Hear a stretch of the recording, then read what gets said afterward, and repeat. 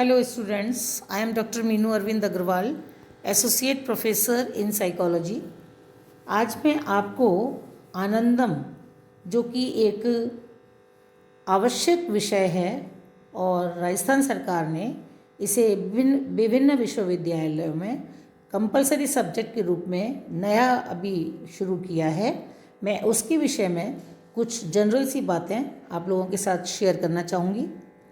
सबसे पहली बात तो ये है कि ये आनंदम विषय एक आनंद देने वाला, जॉय ऑफ गिविंग से संबंधित है। An act of community participation which helps to be responsible citizens and be indicators of change for a healthy society.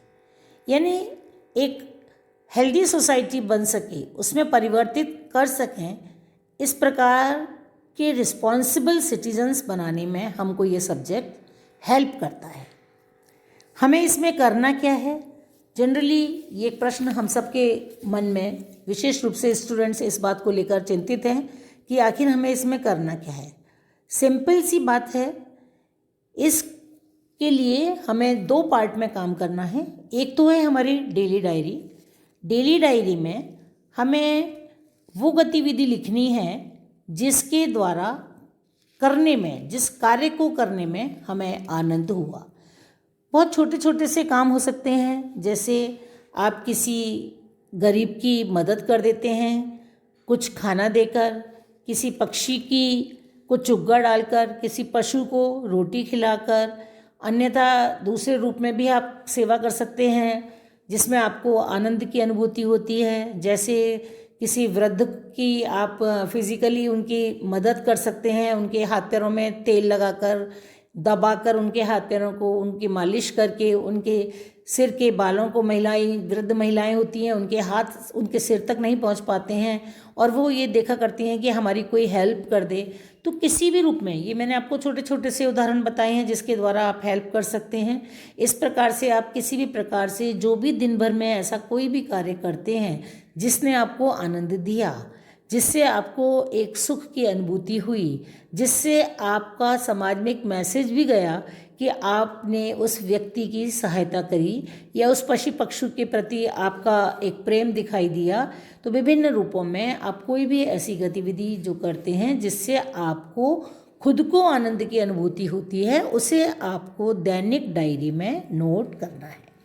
Dainik diary में नोट करते समय हमें कोई ऐसी स्पेशल डायरी नहीं खरीदनी है जिसके आधार पर यह आपको मार्क्स मिलेंगे। आप कोई एक सिंपल कॉपी भी खरीद सकते हैं, एक रजिस्टर भी खरीद सकते हैं, आप स्पाइरल बाइंडिंग वाली जो आती हैं इस तरह का भी ले सकते हैं, सिंपल सी भी कोई कॉपी ले सकते हैं और उसके ऊपर आप आनंदम विषय का नाम डाल दें और जिस दिन से आपने ये कार्य करना शुरू किया। जैसा कि आप सबको पता है कि व्हाट्सएप पर इन दिनों में ऑनलाइन क्लासेस चलें जिसमें आपको बार बार बताया गया, आनंदम के विषय में भी बताया गया, दैनिक डायरी के विषय में भी बताया गया। तो आप जब भी से आपने इस पर काम करना शुरू किया है, आप उसमें डेट डालें। डेट के बाद में उस क्लास का आप अपना नाम लिखें, अपना विद्यालय महाविद्यालय का नाम लिखें, आप सेक्शन भी बता दें, उसमें अपना स्कॉलर नंबर जो आपको मिलता है, एडमिशन नंबर, वो भी डाल दें और आप अपने मेंटर का नाम भी डाल लें उसके अंदर। और इस प्रकार ये आपका मुख्य पृष्ठ हो जाएगा सबसे पहला, जिसमें आपकी खुद की डिटेल्स आ गई। दूसरी तरफ आपकी डेट वाइज शुरू हुई, आपने डेट डाली, उसके बाद आप उस कार्य का विवरण लिखें जो आपने किया, क्या कार्य किया वो आप उसमें बताएं और आपको उससे कैसी अनुभूति हुई वो आप उसमें बताएं। सिंपल सा आपको 2-3 लाइनों में इस प्रकार से देना है। फिर नेक्स्ट डेट की, अगली डेट को, और ये कार्य आपको जहाँ तक हो सके प्रतिदिन करना है, जिससे कि आपके अंदर ये भावना पैदा हो सके कि कितना सुख होता है, कितना अच्छा लगता है जब हम कोई इस प्रकार का कार्य करते हैं। और जब आप इस प्रकार का नोटिंग अपनी कॉपी में कर लें तो जो आपको मेंटर बताए हुए हैं, जो आपके क्लास वाइज मेंटर, जैसा भी आपको कॉलेज में मेंटर दिए गए हैं, उस मेंटर को आप अपनी इस कॉपी को दिखाएं, और इस प्रकार आप निरंतर अपना इस कार्य को दैनिक कार्य को रोज़ करते रहें। आप वीकली भी उनसे करवा सकते हैं, आप रोज़ भी उनसे चेक करा सकते हैं। और इस प्रकार जब आप पूरे हफ्ते इस तरह का कार्य कर लें, अपने साथियों में इस बात को शेयर करें, उनका भी कार्य देखें, जिससे कि आपको और भी प्रेरणा मिले कि हम इस प्रकार के भी कार्य कर सकते हैं। फिर पूरे मंथ के बाद में जब महाविद्यालय में आनंदम दिवस मनाया जाए तो उसमें आप अपनी उस डायरी में जो जो कार्य किया है उनको बताएं। यदि आपने उसमें फ़ोटोग्राफ्स लिए हैं उस समय के, तो आप उसमें फ़ोटोग्राफ्स भी संलग्न कर सकते हैं। यदि आपने कोई रिकॉर्डिंग की है तो आप उस रिकॉर्डिंग को भी शेयर कर सकते हैं। और इस प्रकार विभिन्न पोस्टर्स वगैरह बनाकर आप आनंदम दिवस जो महाविद्यालय में मनाया जाता है हर माह के अंत में, उसमें आप अपनी बात को इस प्रकार से शेयर करें। तो ये था आपका दैनिक डायरी का और दैनिक जो आपको गतिविधि करनी थी उससे संबंधित। अब इसका जो दूसरा पार्ट है वो है आपका एक आपको सिनॉप्सिस तैयार करना है, एक प्रोजेक्ट लेना है। प्रोजेक्ट के लिए मैं आपको कई सारे विषय बताऊंगी जिस पर आप कार्य कर सकते हैं। जैसे मैंने अभी आपसे बात कही पशुओं की सेवा की, पक्षियों की सेवा की, वृद्धों की सेवा की, ये भी एक उसका प्रोजेक्ट हो सकता है कि आप सबसे पहले तो आपको उसके अंदर एक ग्रुप बनाना है। ग्रुप में हम मिनिमम 8 लड़कियां ले सकते हैं और अधिकतम 12 लड़कियां ले सकते हैं, ठीक है। इस प्रकार मिनिमम छात्राओं के साथ में आप 8 के साथ और मैक्सिमम 12 के साथ, आप इसको 14 भी कर सकते हैं, क्योंकि आप उस कार्य को 2-2 लड़कियों का एक ग्रुप बना लें। आपके पास में 6 दिन के लिए 12 लड़कियां हैं तो आप एक दिन चुन लें, 2-2 लड़कियां उस कार्य को करें। या आपके पास 14 लड़कियां हो गई हैं तो आप 7 दिन में 2-2 लड़कियां उस कार्य को करें। और 2-2 लड़कियों का ग्रुप बनाने से आपको ये होगा कि एक तो काम शेयरिंग में हो जाएगा, आप मिलजुल कर काम कर रहे हैं तो सबको ही काम करने का अवसर मिलेगा।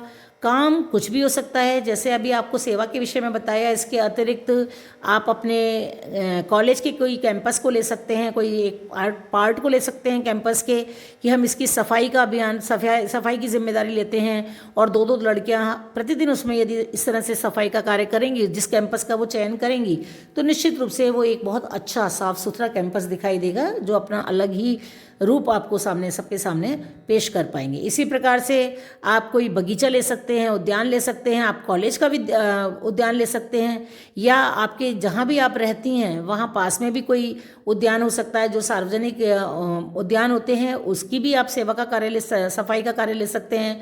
आपको करना क्या है, आपको उन पेड़ों में सूखे पत्ते पड़े हुए होते हैं उनको इकट्ठा करना है, जो लोग बाग इधर उधर थोड़ी सी गंदगी डाल जाते हैं उसकी सफाई करवानी है और करनी है। इसके अतिरिक्त पेड़ों को पानी देना, पेड़ों का रखरखाव, देख रेख, ये आप इस तरह से अपने उद्यान को, चाहे वो महाविद्यालय कैंपस का भी हो, चाहे आपके जिस कॉलोनी में जिस एरिया में आप रहते हैं वहाँ का हो, तो उसको भी आप साफ कर सकते हैं।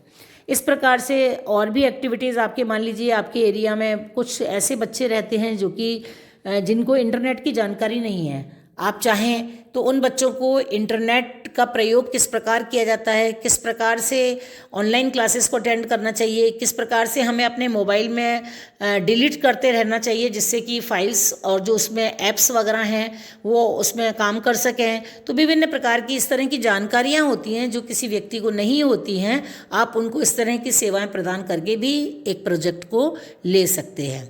आपके इलाके में, मोहल्ले में, पड़ोस में यदि कुछ ऐसे बच्चे रहते हैं, वो छोटे छोटे बच्चे होते हैं जिनको कि ट्यूशन्स वगैरह पढ़ाने के लिए पैसे नहीं होते हैं, आप उनको अपनी सेवाएं प्रदान कर सकते हैं। उनको साक्षरता यानी कि उनको पूरा पढ़ाई का उनका ध्यान दे सकते हैं, जिस भी स्तर के वो हैं। यदि छोटे हैं तो उनको आप फर्स्ट क्लास का जो भी सिलेबस होता है उस तरह से पढ़ा सकते हैं। बड़ी क्लासेस के हैं तो आप उनको अलग अलग चैप्टर्स में जिसमें आपका इंटरेस्ट हो वो आप उनको पढ़ा सकते हैं। तो ये भी एक प्रोजेक्ट का रूप हो सकता है।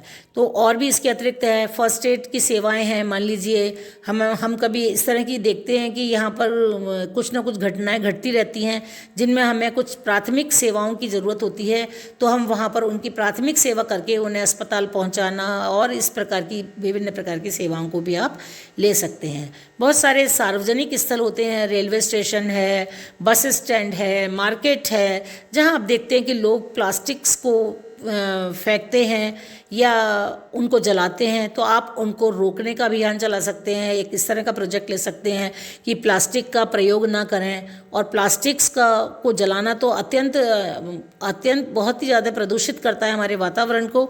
तो इस प्रकार से हम उनके ऊपर रोक लगाने का भी अभियान ले सकते हैं। तो विभिन्न प्रकार के छोटे छोटे से ये प्रोजेक्ट्स आप करेंगे तो निश्चित रूप से आपको सामूहिक रूप से कार्य करने में बहुत आनंद भी आएगा, और एक समाज के लिए आप अपना योगदान भी दे सकेंगे, और इसके अतिरिक्त आप दूसरे लोगों को भी इस प्रकार के कार्यों से प्रेरित कर सकेंगे।